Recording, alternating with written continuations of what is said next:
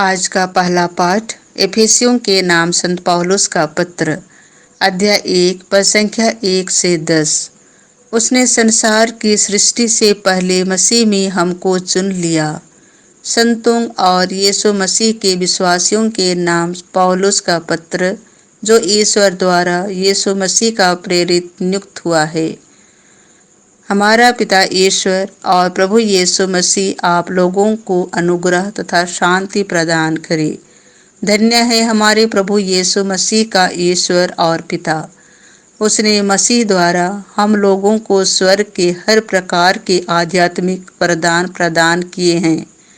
उसने संसार की सृष्टि से पहले मसीह में हमको चुन लिया, जिससे हम मसीह से संयुक्त होकर उसकी दृष्टि में पवित्र तथा निष्कलंक बन जाएं। उसने प्रेम से प्रेरित होकर पहले से निर्धारित किया है कि हम यीशु मसीह द्वारा उसके दत्तक पुत्र बन जाएंगे।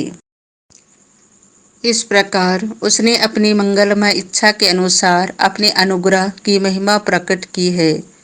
वह अनुग्रह हमें उसके प्रिय पुत्र द्वारा मिल गया है, जो अपने रक्त द्वारा हमें मुक्त अर्थात अपराधों की क्षमा दिलाते हैं। यह ईश्वर की अपार कृपा का परिणाम है, जिसके द्वारा वह हमें प्रज्ञा तथा बुद्धि प्रदान करता रहता है। उसने अपनी मंगलमय इच्छा के अनुसार निश्चय किया था कि वह समय पूरा हो जाने पर स्वर्ग तथा पृथ्वी में जो कुछ है, वह सब मसीह के अधीन कर एकता में बांध देगा। उसने अपने संकल्प का यह रहस्य हम पर प्रकट किया है। संत लूकास के अनुसार पवित्र सुसमाचार, अध्याय 11 पद संख्या 47 से 54।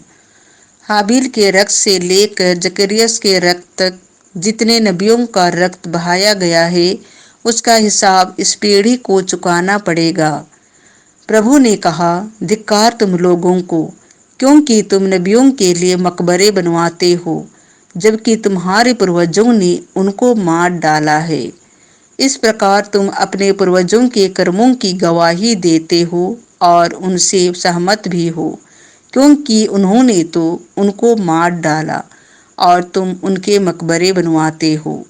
इस कारण ईश्वर की प्रज्ञा ने यह कहा है, मैं उनके पास नबियों और प्रेरितों को भेजूंगा।